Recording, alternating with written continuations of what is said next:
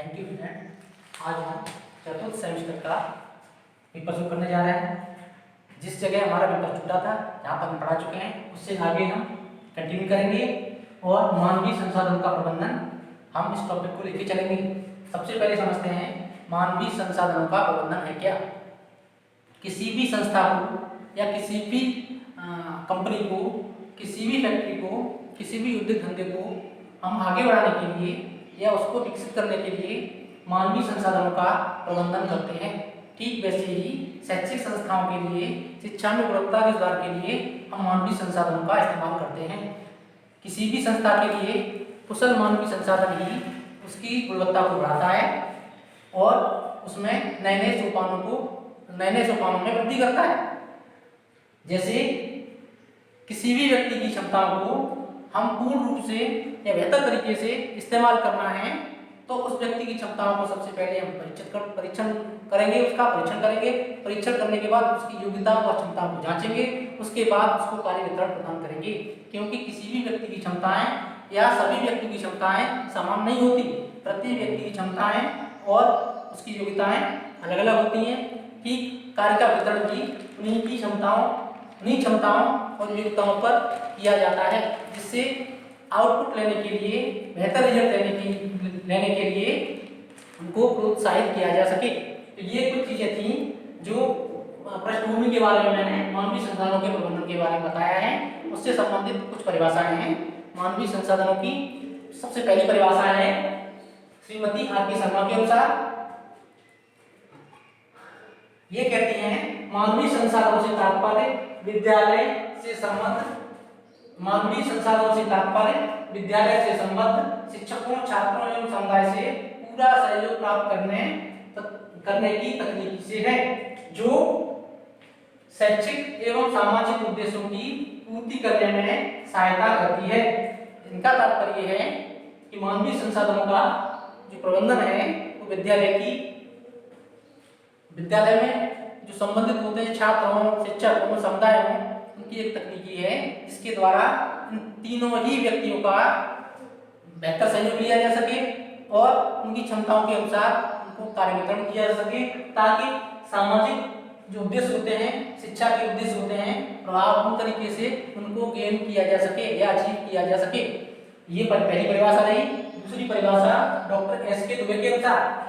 इनका कहना है कि मानवीय संसाधनों का प्रबंधन विद्यालय के सर्वांगीण विकास की वह कला है जिसके द्वारा प्रत्येक व्यक्ति को उसकी योग्यता एवं क्षमता के विकास के अनुसार कार्य प्रदान करके तथा उसको मार्गदर्शन करके उसका पूर्ण सहयोग प्राप्त कर सकें या पूर्ण सहयोग प्राप्त करना है। अर्थात हम सार रूप में बात करें, हम सामान्य परिभाषा के रूप में बात करें तो शैक्षिक संस्थाओं में शिक्षकों, छात्रों एवं समुदाय से सक्रिय सहयोग एवं प्रभावपूर्ण सहयोग प्राप्त करके हम शिक्षा के उद्देश्यों को आसानी पूर्वक अपनी मंजिल तक पहुंचा सकते हैं। इसलिए मानवीय संसाधनों का प्रबंधन किसी भी शैक्षिक संस्था में बेहतर तरीके से होना या प्रभावपूर्ण तरीके से होना परम आवश्यक है। इसके बाद आगे चलते हैं। हम इसको लिखना चाहें लिख लें।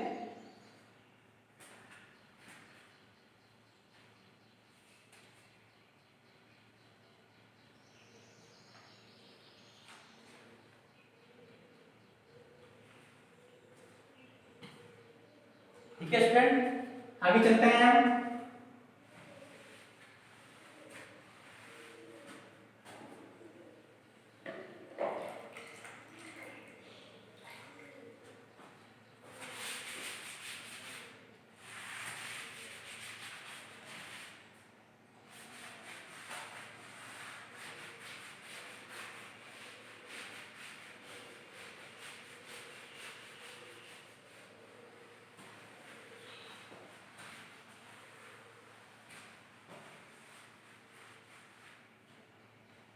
आगे देखते हैं हम मानवीय संसाधनों के प्रबंधन का उद्देश्य।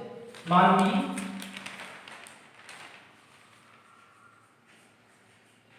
संसाधनों के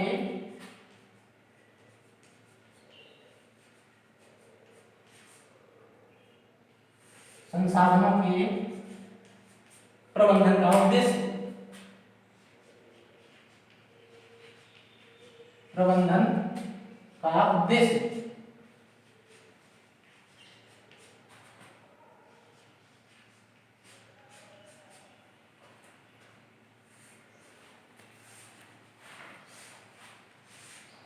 इस पर विचार करेंगे। सबसे पहले हम ऑब्जेक्टिव्स देखेंगे इसकी एम्स क्या है, गोल्स क्या है। शिक्षा शास्त्रियों में शिक्षा शास्त्रियों का मानवीय प्रबंधन को बेहतर तरीके से करने का क्या उद्देश्य था, इसके पीछे कुछ लॉजिक्स हैं, कुछ तर्क हैं, उनको हम देखेंगे। पहला उद्देश्य ये था कि किसी भी व्यक्ति को उसकी क्षमताओं के अनुसार, उसकी योग्यताओं के अनुसार कार्य का वितरण किया जाए।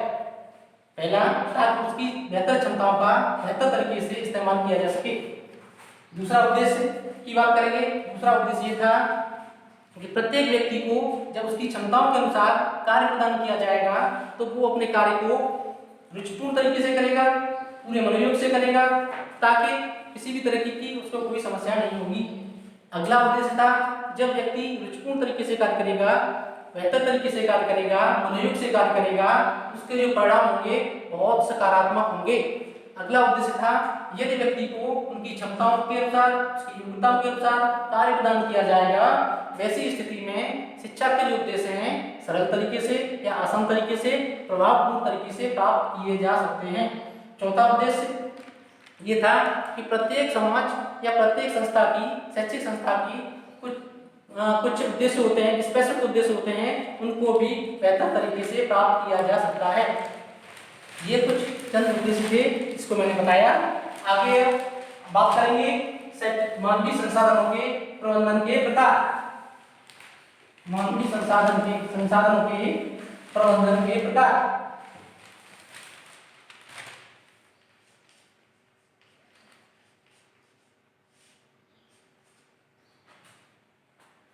इसकी बात करते हैं। मानवीय संसाधनों के प्रबंधन की खास तौर से शैक्षिक संस्थाओं में 3 प्रकार होते हैं। पहला प्रकार होता है, शॉर्ट में लिखेंगे 3 प्रकार होते हैं।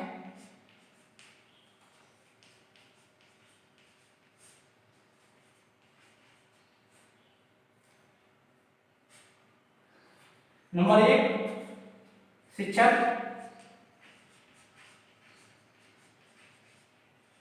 नंबर 2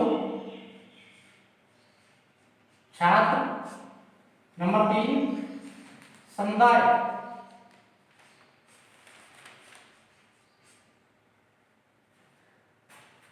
अब जो टाइप हमने बताए हैं उसमें से सबसे पहले हम शिक्षकों के बारे में अध्ययन करेंगे कि शिक्षकों का प्रबंधन किस प्रकार किया जाता है और क्या इसकी वजह है।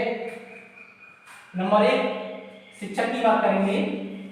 जैसा कि मैंने बताया कि शिक्षक किसी भी शिक्षण संस्था में उसका हृदय होता है, संपूर्ण शैक्षिक व्यवस्था का केंद्र बिंदु होता है। शिक्षकों को आर्किटेक्ट ऑफ द नेशन कहा जाता है, अर्थात शिक्षक वास्तविक शिक्षकों को राष्ट्र का निर्माणकर्ता कहा जाता है। ऐसी स्थिति में शिक्षकों का प्रबंधन होना बहुत आवश्यक है। किसी भी शिक्षण संस्था को गति प्रदान करने के लिए अच्छे शिक्षकों की बहुत आवश्यकता होती है। कुछ स्थितियां ऐसी भी होती हैं जहां अच्छे से अच्छी शैक्षिक व्यवस्था को अकुशल शिक्षक धराशायी कर देते हैं, और कुछ शिक्षक ऐसे होते हैं, कुछ कुशल शिक्षक ऐसे होते हैं जो दूसरी शिक्षा व्यवस्था को भी पंख लगा देते हैं, अर्थात उनको बेहतर बना देते हैं और उसका कायाकल्प कर देते हैं। ऐसी स्थिति में शिक्षकों के प्रबंधन की जो आवश्यकता होती है बहुत जरूरी है। शिक्षकों के बारे में प्राचीन काल से ही एक धारणा रही है कि शिक्षकों की जो मानदंड है, जो शिक्षक हैं, उनके लिए संपूर्ण समुदाय को, संपूर्ण विश्व को नतमस्तक रहना चाहिए कि कुछ शिक्षक ही वो व्यक्ति है जिसके द्वारा संपूर्ण छात्रों के भाग्य का निर्माण किया जाता है। अर्थात शिक्षकों के बारे में कहा जाता है कि शिक्षक ही छात्रों के भाग्य के निर्माता होते हैं या छात्रों के भाग्य के विधाता होते हैं। इसलिए हम सबसे पहले बात कर रहे हैं शिक्षकों की। इनके बारे में तमाम साहित्यकारों ने, तमाम गीतकारों ने, तमाम इतिहासकारों ने कहा है। जैसे गुरु गोविंद गोऊ खड़े काके लागू पाए, बलिहारी को आपने गोविंद देव बताए। इसका तात्पर्य है शिक्षक और भगवान दोनों में ही कबीर ने कहा है कि सबसे प्रमुख हमारा शिक्षक ही है जिसके बारे में या भगवान के बारे में उसने हमें बताया, वरना हम नहीं जानते थे कि भगवान क्या होता है। ठीक वैसे ही एक और कहावत प्रचलित है, 8 दीप नवखंड में गुरु से बड़ा कोई, गुरु करे से होता है ईश्वर करे न होय। अर्थात गुरु से बड़ा इस दुनिया में कोई भी नहीं है। नेक्स्ट कहा जाता है, गुरु ब्रह्मा गुरु विष्णु गुरु देवो महेश्वरा गुरु साक्षात परम ब्रह्म तस्मै श्री गुरुवाय नमः। इससे शिक्षकों की महत्ता पर स्पष्ट प्रभाव पड़ता है। आगे बढ़ेंगे हम और नेक्स्ट चीजें बताएंगे। शिक्षकों का महत्व बताया, शिक्षकों का प्रबंधन।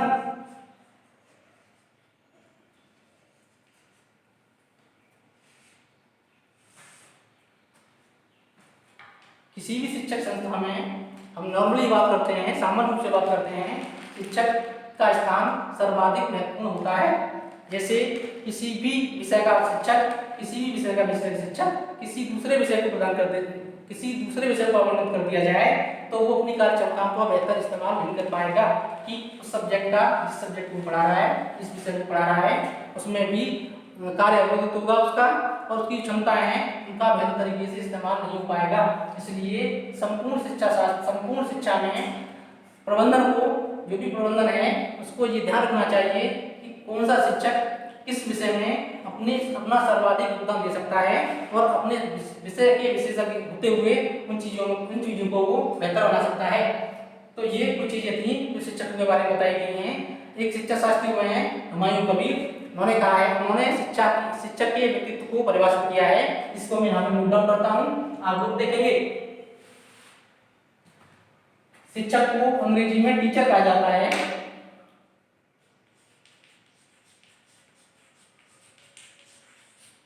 यहाँ पर टीचर कहा जाता है, हम इसी को डिफाइन करेंगे।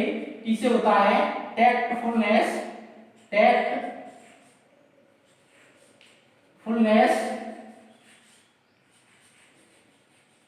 in the profession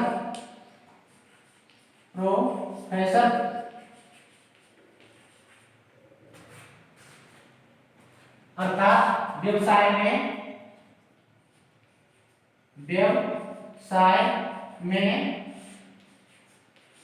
चातुर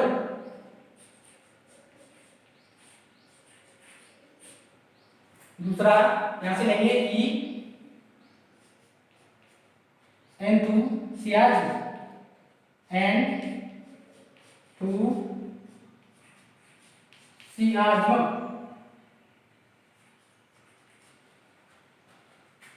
पहले लिख देते हैं। उसके बाद ए अडेप्टेबिलिटी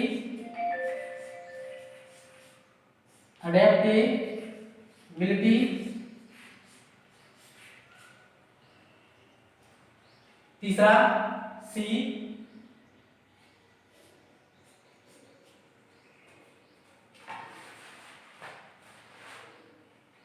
कोऑपरेशन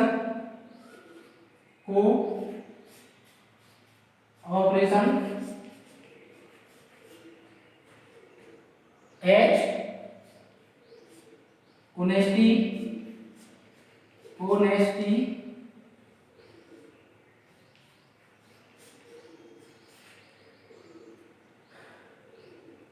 ई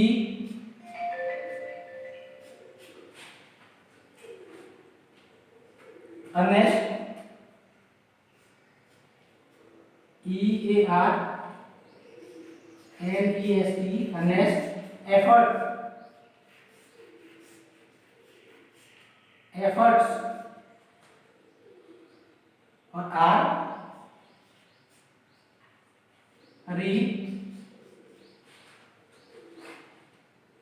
रिफाइनमेंट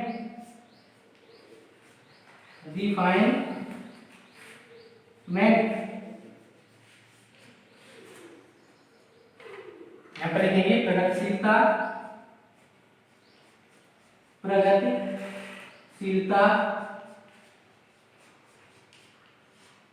यहाँ पर लिखेंगे ईमानदारी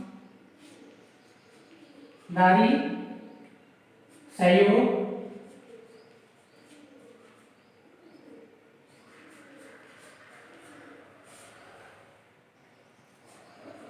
स्वीकार्यता,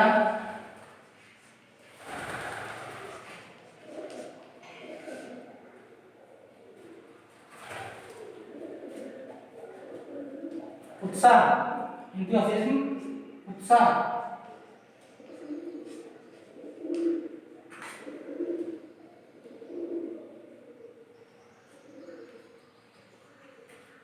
अर्नेस्ट, एफर्ट, सतत प्रयास, सतत प्रयास। मैंने बताया टीचर के व्यक्तित्व की कुछ चीजें हैं, कुछ विशेषताएं हैं जिनसे पता चलता है कि टीचर के अंदर क्या क्या विशेषताएं होनी चाहिए। पहला, टैक्टफुलनेस इन द प्रोफेशन। इसका तात्पर्य है कि प्रत्येक शिक्षक को अपने व्यवसाय में, अपने टीचिंग के जो प्रोफेशन है उसका, उसमें चतुरता हासिल होनी चाहिए। अर्थात वो कोई भी शिक्षक अपने व्यवसाय में पूर्ण रूप से केयरफुल होना चाहिए। दूसरा है दूसरा है एंथुसियाज्म अर्थात उत्साह, अर्थात प्रत्येक शिक्षक को उत्साही होना चाहिए। नेक्स्ट अगली बात करेंगे हम अडेप्टिबिलिटी, स्वीकार्यता। प्रत्येक शिक्षक को प्रत्येक व्यक्ति की या प्रत्येक छात्र की बात को स्वीकार करना चाहिए और प्रत्येक छात्र की जो समस्या है उसको पूर्ण रूप से सुनना चाहिए। नेक्स्ट कोऑपरेशन की बात करेंगे। प्रत्येक छात्र को शिक्षक द्वारा सहयोग प्रदान किया जाना चाहिए, अर्थात शिक्षक ऐसा हो जो छात्रों को सहयोग प्रदान करे। नेक्स्ट बात करेंगे ऑनेस्टी। ऑनेस्टी का तात्पर्य है प्रत्येक शिक्षक को ईमानदार होना चाहिए अपने व्यवसाय के प्रति, अपने कर्तव्यों के प्रति, अपनी जिम्मेदारियों के प्रति। अगला है अर्नेस्ट एफर्ट, सतत प्रयास। प्रत्येक शिक्षक को अपने व्यवसाय को और उन्नतशील बनाने के लिए, उसमें और संशोधन करने के लिए, उसको और समृद्धशाली बनाने के लिए लगातार प्रयास करने चाहिए। नेक्स्ट अगला है रिफाइनमेंट, प्रगतिशीलता। इसका तात्पर्य है प्रत्येक शिक्षक को दुनिया में जो भी इनोवेशन हो रहे हैं, जो भी प्रगतिशीलता आ रही है, उनसे परिचित रहना चाहिए। अर्थात प्रत्येक क्षण, प्रत्येक विषय पर जो भी उसके विषय से संबंधित है, उससे संबंधित जो भी रिसर्चेस हो रही हैं, उनसे परिचित रहना चाहिए। ये शिक्षक के बारे में कुछ बातें थी। अब नेक्स्ट आगे बढ़ेंगे हम, इतना चैनल है।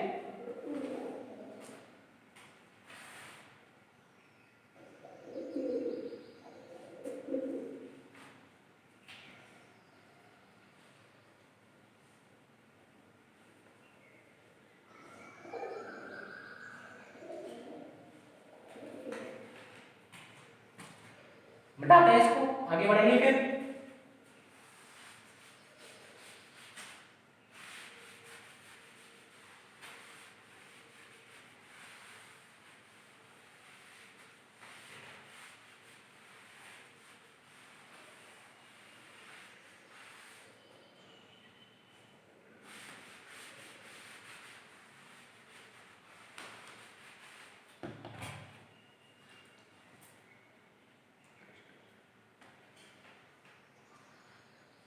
नेक्स्ट देखते हैं अब शिक्षकों के गुण। शिक्षकों में क्या गुण रहने चाहिए?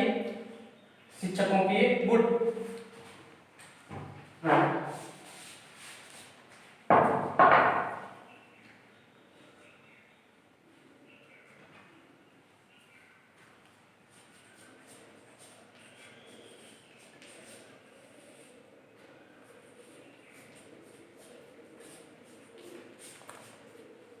अब बात करेंगे हम शिक्षकों के अंदर कौन कौन से गुण हैं जो शिक्षक को पूर्ण बनाते हैं या शिक्षक से संबंधित जो भी उसकी विशेषताएं हैं उनको परिपूर्ण करते हैं। पहला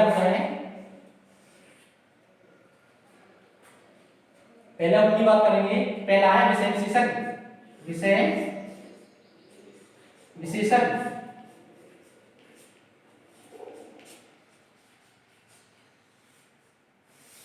इसका तात्पर्य है कि प्रत्येक शिक्षक को अपने विषय का विशेषज्ञ होना चाहिए। अर्थात कोई भी शिक्षक तब तक पूर्ण नहीं होता, तब तक परफेक्ट नहीं माना जाता जब तक उसको विषय का विशेषज्ञ वो नहीं है। इसलिए प्रत्येक शिक्षक को विषय विशेषज्ञ होना बहुत जरूरी है। अगला नंबर 2 लिखेंगे,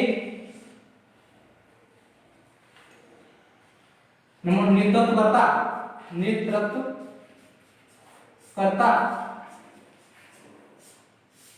प्रत्येक शिक्षक में नेतृत्वकर्ता के गुण होने चाहिए, अर्थात नेता के गुण होने चाहिए।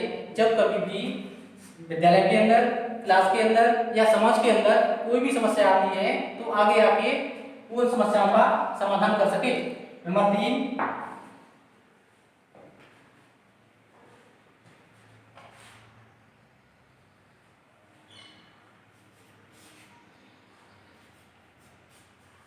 सहयोगकर्ता। सहयोगकर्ता इसका तात्पर्य है कि प्रत्येक शिक्षक को कोऑपरेशन, जैसे मैंने पहले बताया, कोऑपरेशन या सहयोग जैसी भावनाओं का होना जरूरी है।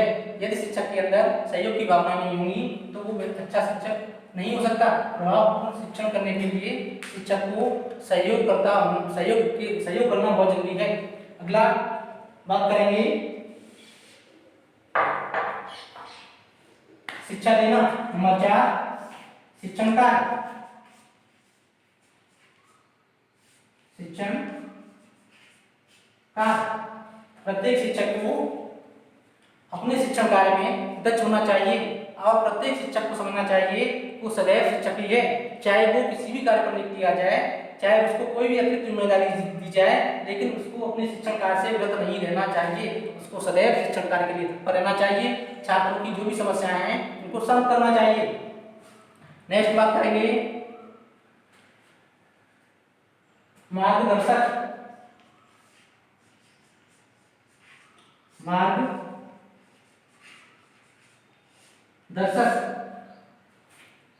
प्रत्येक अच्छा शिक्षक एक अच्छा मार्गदर्शक होता है।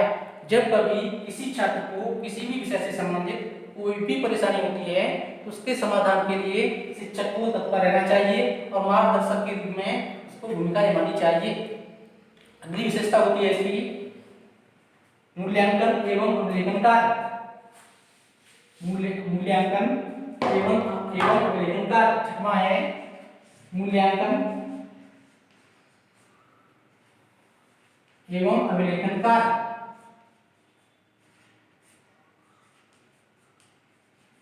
अभिलेखन कार्य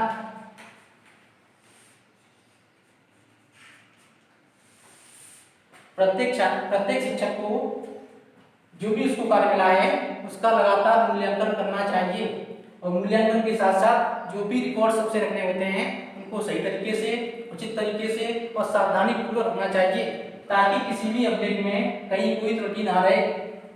अगली विशेषता है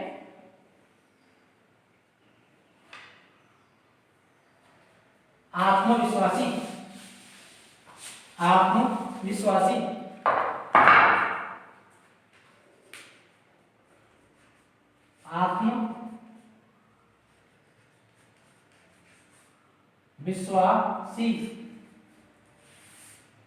प्रत्येक शिक्षक के अंदर प्रभावी शिक्षण कार्य करने के लिए कॉन्फिडेंस लेवल उच्च होना चाहिए, अर्थात उसका आत्मविश्वास मजबूत होना चाहिए। यदि उसका आत्मविश्वास मजबूत नहीं है तो अपना शिक्षण कार्य ठीक प्रकार से नहीं कर पाएगा। नेक्स्ट अगला है अच्छा अधिगमकर्ता। नेक्स्ट है अच्छा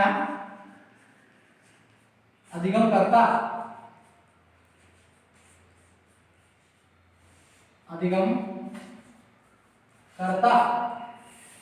इसका तात्पर्य है प्रत्येक शिक्षक को अच्छा लर्नर होना भी बहुत आवश्यक है, अच्छा सीखने वाला भी होना बहुत आवश्यक है। यहाँ पर रविन्द्रनाथ टैगोर तो यहाँ तक कहते हैं कि कोई भी बुझा हुआ दीपक दूसरे दीपक को नहीं जला सकता, अर्थात वही दीपक दूसरे दीपक को जला सकता है जो स्वयं जल रहा है। इसका तात्पर्य है कि शिक्षक छात्रों की जो भी क्वेरीज हैं, जो भी उनकी क्वेश्चंस हैं, उनको तभी सॉल्व कर सकता है जब वो लगातार पढ़ रहा है और नई नई चीजों को ग्रहण कर रहा है। इसलिए शिक्षक को प्रत्येक स्थिति में अच्छा लर्नर या अच्छा अधिगमकर्ता होना परम आवश्यक है। अगली विशेषता है धैर्यशीलता।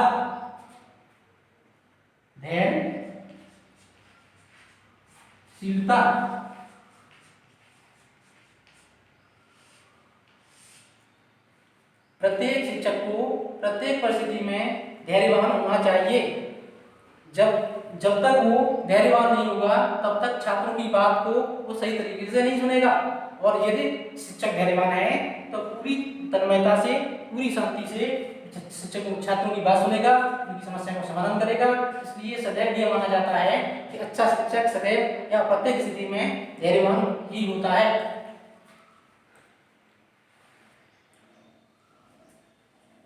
नेक्स्ट और अंतिम है अच्छा संप्रेषण करता। अच्छा संप्रेषण करता।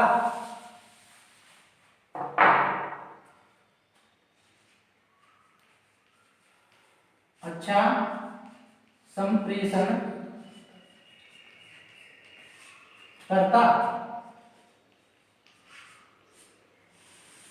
प्रत्येक शिक्षक की कम्युनिकेशन स्किल या संप्रेषण शक्ति बहुत अच्छी होनी चाहिए। यदि शिक्षक अपनी बात अपने स्टूडेंट तक सामान्य रूप से नहीं पहुंचा पाता तो उसको अच्छा अध्ययनकर्ता नहीं माना जा सकता। जो शिक्षक जितना अच्छा संप्रेषण करता होगा उतनी उतनी तरीके से अपने कंटेंट को अपने छात्रों तक पहुंचा सकता है, छात्रों को बेहतर तरीके से समझा सकता है। इसलिए प्रत्येक अच्छे या प्रभावशाली शिक्षक को अच्छा संप्रेषण करता होना चाहिए। That's all. नेक्स्ट टॉपिक में आगे मिलेंगे हम लोग। तो दिखा दीजिए।